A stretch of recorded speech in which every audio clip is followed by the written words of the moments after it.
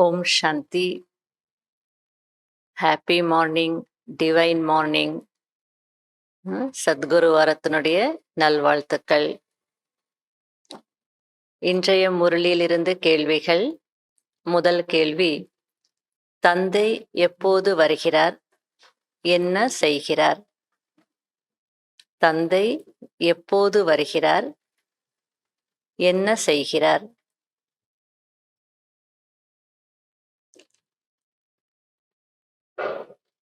இரண்டாவது கேள்வி, எந்த விஷயம் உங்கள் மூலமாக உலகத்திற்கு தெரிய வரும்? எந்த விஷயம் உங்கள் மூலமாக உலகத்திற்கு தெரிய வரும்?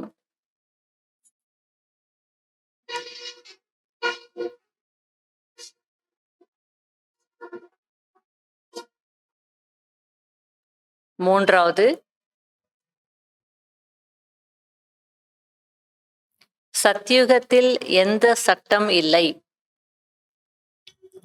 சத்யுகத்தில் எந்த சட்டம் இல்லை?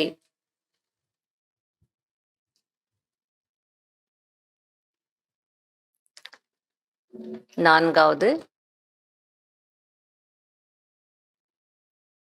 எப்போது எஜமானனாக இருக்க வேண்டும், எப்போது குழந்தையாக இருக்க வேண்டும்? எப்போது எஜமானனாக இருக்க வேண்டும், எப்போது குழந்தையாக இருக்க வேண்டும்?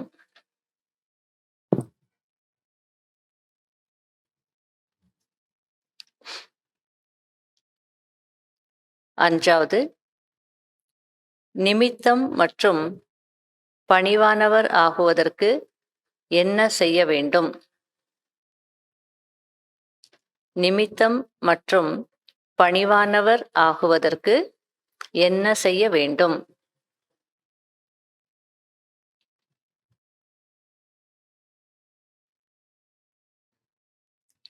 ஆறாவது, எப்போது மாயையை சகஜமாக வெல்ல முடியும்? எப்போது மாயையை சகஜமாக வெல்ல முடியும்?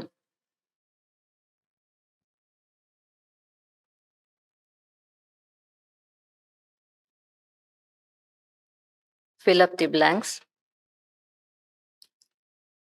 விகர்மா ஜீத், அதாவது விகர்மங்களை, அதாவது பாவக்கர்மங்களை வென்றவர்கள் ஆகக்கூடியவர்கள் ஒருபோதும் டேஷ் அனுபவிப்பதில்லை. பாவக்கர்மங்களை வென்றவர் ஆகக்கூடியவர்கள் ஒருபோதும் டேஷ் அனுபவிப்பதில்லை.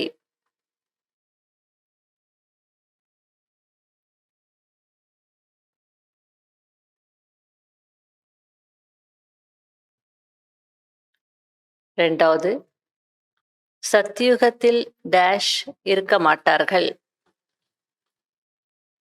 சத்யுகத்தில் டேஷ் இருக்க மாட்டார்கள்.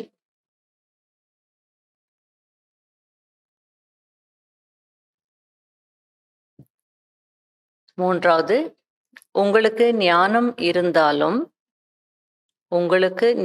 இருந்தாலும் டேஷாக ஆக முடியாது. டேஷாக ஆக முடியாது. மேலும் டேஷ் என்றும் சொல்ல முடியாது.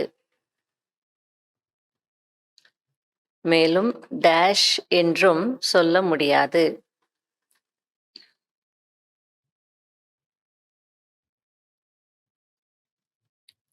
நாலாவது, யோக பலத்தின் மூலம் உங்களுக்கு டேஷ் கிடைத்து விடுகிறது.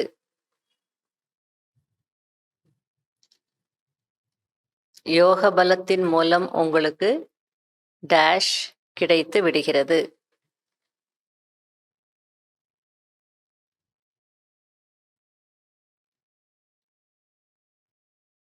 அஞ்சாவது, தந்தை மற்றும் ஆஸ்தியை நினைவு செய்வதற்கு டேஷ் தேவை. தந்தை மற்றும் ஆஸ்தியை நினைவு செய்வதற்கு டேஷ் தேவை.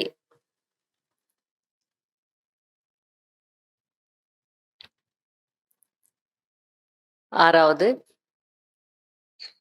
டேஷ் ஆக்கக்கூடிய சேவை செய்ய வேண்டும். டேஷ் ஆக்கக்கூடிய சேவை செய்ய வேண்டும்.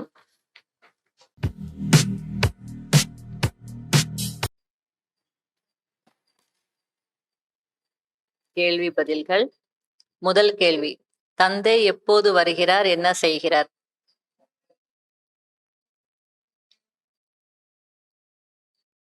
ஞானத்தின் மூலம். பக்தர்களுக்கு இன்னல் ஆபத்துகள் வரும்போது வருகிறார். ஞானத்தின் மூலம் கதி சத்கதி செய்வதற்காக வருகிறார். 2வது, எந்த விஷயம் உங்கள் மூலமாக உலகத்திற்கு தெரிய வரும்?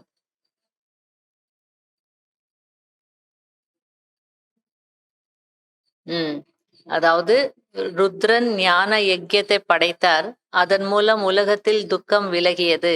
இது போக போக உங்கள் மூலமாக தெரிய வரும். 3வது, சத்தியுகத்தில் எந்த சட்டம் இல்லை? ராஜாராயனுடைய பேரு பிரஜைகள் வைக்க மாட்டாங்க. பிரஜைகள் யாரும் தனக்கு லக்ஷ்மி நாராயணன் என்ற பெயரை வைத்து கொள்ள முடியாது. இது சட்டம். தகுதி இருந்தா பேர் வச்சுக்கோ. உனக்கு என்ன தகுதி இருக்கு, என் பேரை நீ வச்சுக்கிறன்ற மாதிரி அங்க சட்டம் இல்லை. 4வது, எப்போது எஜமானனாக இருக்க வேண்டும், எப்போது குழந்தையாக இருக்க வேண்டும்?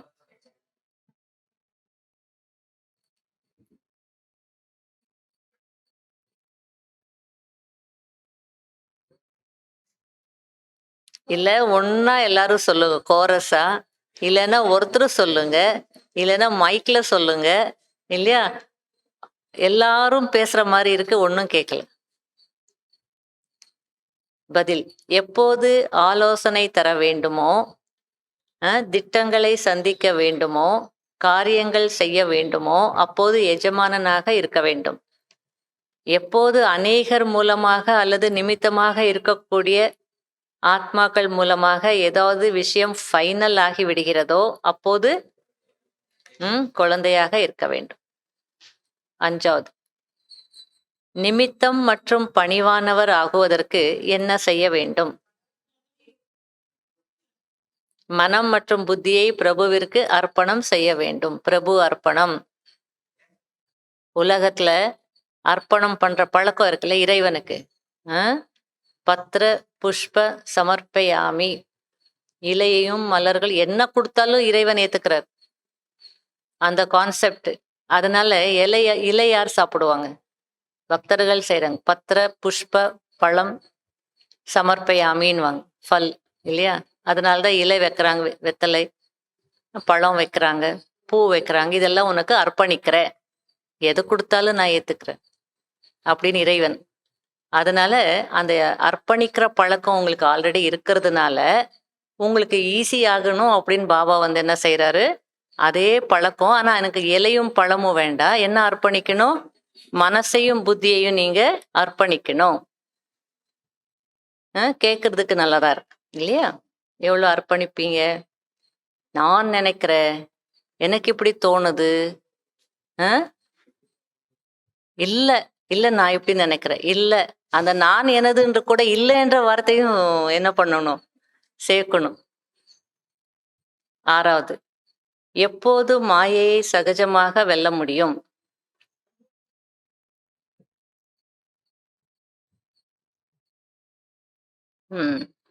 நான் யாருடைய குழந்தை, எனக்கு என்ன பிராப்தி கிடைத்திருக்கிறது? இந்த முதல் பாடத்தில் அனுபவமூர்த்தி ஆகும் போது மாயையை சகஜமாக வெல்ல முடியும். fill up the blanks. விகர்மாஜித் ஆகக்கூடியவர்கள் ஒருபோதும் டேஷ் அனுபவிப்பதில்லை. விகர்மங்களை வென்றவர் ஆகக்கூடியவர்கள் கர்ம வினை பயனை அனுபவிப்பதில்லை. அல்லது டீட்டெயிலா வேணும்னா நான் என்ன கர்மா செய்தனோ அதை இப்போ அனுபவிக்கிறேன் அப்படின்றது அந்த அனுபவம் அவங்க செய்ய மாட்டாங்க. 2வது, சத்தியுகத்தில் டேஷ் இருக்க மாட்டார்கள்.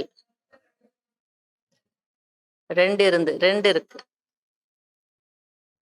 இருக்குது. பக்தர்கள் இருக்க மாட்டார்கள், ஏழைகள் இருக்க மாட்டார். எது வேணாலும் எடுத்துக்கலாம். 2 இருக்கு. 3வது, உங்களுக்கு ஞானம் இருந்தாலும் டேஷாக ஆக முடியாது. உங்களுக்கு ஞானம் இருந்தாலும் டேஷாக ஆக முடியாது. வழிகாட்டி ஆக முடியாதா? கூட்டிட்டு போக முடியாது, வழிகாட்டி ஆகலாம். கூடவே அழிச்சிட்டு போக முடியாது.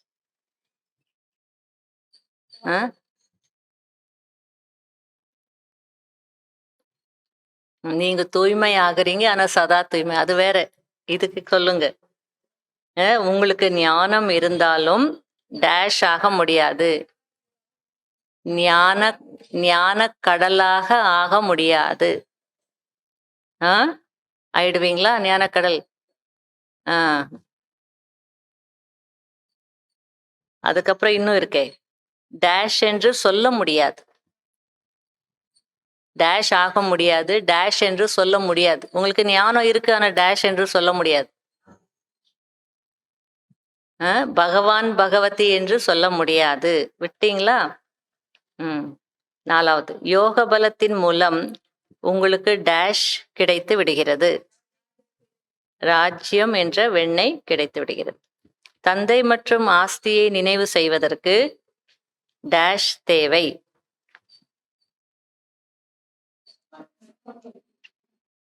அது சம்பந்தம் புரிய வச்ச.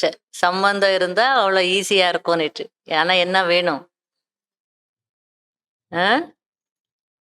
உழைப்பு வேணும். அதிகமான முயற்சி வேணும், உழைப்பு வேணும். 6வது, டேஷ் ஆகக்கூடிய சேவை செய்ய வேண்டும். தனக்கு சமமாக ஆகக்கூடிய சேவை செய்ய வேண்டும். அவ்வளவுதான், வேற ஏதோ இருக்கா?